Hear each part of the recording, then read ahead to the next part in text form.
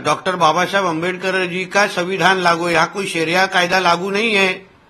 तो इनको कुछ बुर्खा पहन के अगर इनको परीक्षा देनी है तो चले जाए पाकिस्तान और बांग्लादेश में, हमको कोई प्रॉब्लम नहीं। देखिए सुप्रिया सुले जी, ये बांग्लादेशी और रोहिंग्या नाम के कीड़े मकोड़ों को सच्ची में तो खत्म ही करना चाहिए।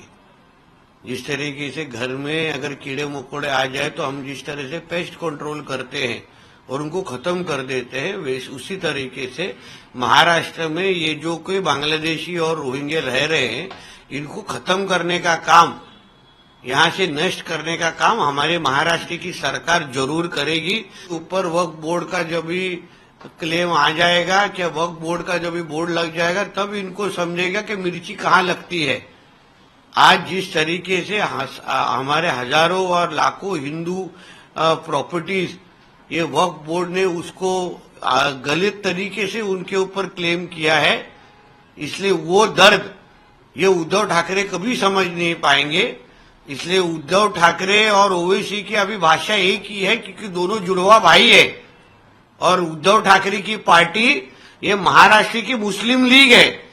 जब भी हिंदू समाज के बारे में कुछ बात होती है तभी इन जैसे लोगों को मिर्चियां लगती है। सेंटर पर बुर्का जो है वो बैन हो, क्योंकि हमारी सरकार जो हिंदुत्ववादी विचार की सरकार है, हम कोई भी तुष्टीकरण की राजनीति सहन करेंगे नहीं और करने देंगे भी नहीं। जो रूल अन्य हिंदू धर्म के हमारे छात्रों को लगता है वही नियम या रूल ये मुस्लिम धर्म के भी छात्रों को लगना चाहिए। जिसको भी हिजाब पहनना है, बुर्का पहनना है, वो अपने अपने घर पे या अपने अपने जहाँ पे उसको परमिशन है वहीं पहने। जिधर एग्जाम देने का वक्त आया है, जब छात्र बन के वहां आए और अन्य छात्रों जैसे बैठ के अपनी परीक्षा या अपनी एग्जाम दे दे। हिजाब या बुर्का डालने के बहुत सारे धोखे इसके पहले भी नजर के सामने आए हैं, जहां लॉ एंड ऑर्डर का भी विषय सामने आया है। उसके साथ कॉपी के भी बहुत सारे इंसिडेंसेस आए हैं जहां बुर्का पहन के लोगों ने कॉपी किया है। तो ये सारी की सारी चीजें हमारे महाराष्ट्र में होनी नहीं चाहिए।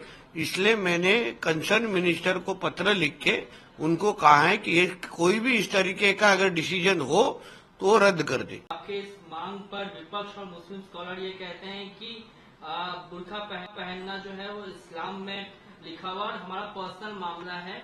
नीतीश राणे इसमें क्यों जो है, तो पर्सनल मामला है तो घर पे रखिए ना। पर्सनल मामला है तो अपने मोहल्ले तक रखिए। विद्यालय, स्कूल और कॉलेजेस में क्यों लेके आ रहे हैं? तो फिर हिंदू छात्रों के लिए अलग नियम और मुस्लिम छात्रों के लिए अलग नियम, ऐसा किधर कुछ लिखा है क्या? और यहाँ हमारे देश में डॉक्टर बाबा साहब अम्बेडकर जी का संविधान लागू है, यहाँ कोई शरिया कायदा लागू नहीं है। तो इनको कुछ बुर्खा पहन के अगर इनको परीक्षा देनी है तो चले जाए पाकिस्तान और बांग्लादेश में, हमको कोई प्रॉब्लम नहीं। उद्धव ठाकरे ये मुल्ला उद्धव ठाकरे हो चुके हैं।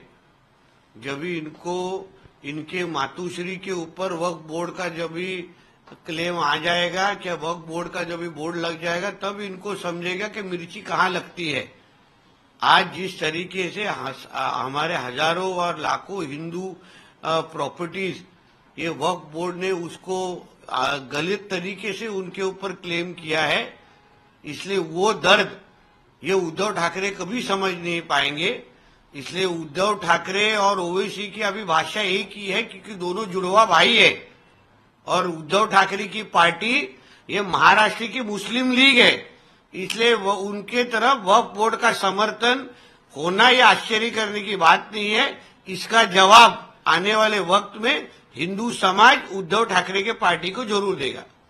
देखिए ये बांग्लादेशी और रोहिंग्या नाम के कीड़े मकोड़ों को सच्ची में तो खत्म ही करना चाहिए। जिस तरीके से घर में अगर कीड़े मकोड़े आ जाए तो हम जिस तरह से पेस्ट कंट्रोल करते हैं और उनको खत्म कर देते हैं, वैसे उसी तरीके से महाराष्ट्र में ये जो कोई बांग्लादेशी और रोहिंग्या रह रहे हैं इनको खत्म करने का काम यहाँ से नष्ट करने का काम हमारे महाराष्ट्र की सरकार जरूर करेगी, हमारे देवेंद्र फडणवीस जी के नेतृत्व की सरकार जरूर करेगी।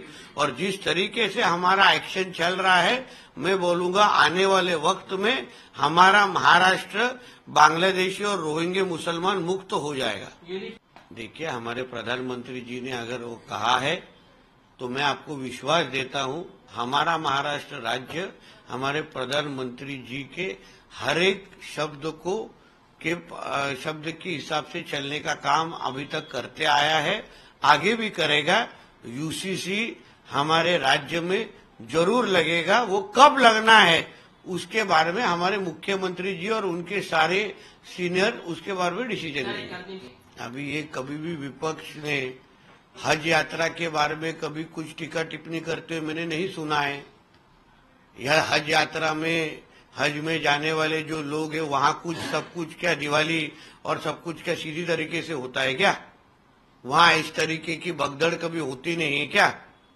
तो मतलब महाकुंभ के लिए अलग नियम और हज के लिए अलग नियम, ये हम हमारे हिंदू राष्ट्र में सहन करेंगे नहीं।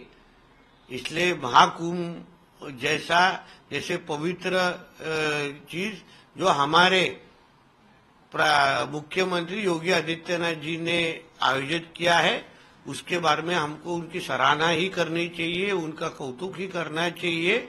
और जो कुछ भी ये इसमें कुछ जो हादसा हुआ है उस बारे में हमारी यूपी सरकार उस बारे में पूरा ख्याल रखेगी।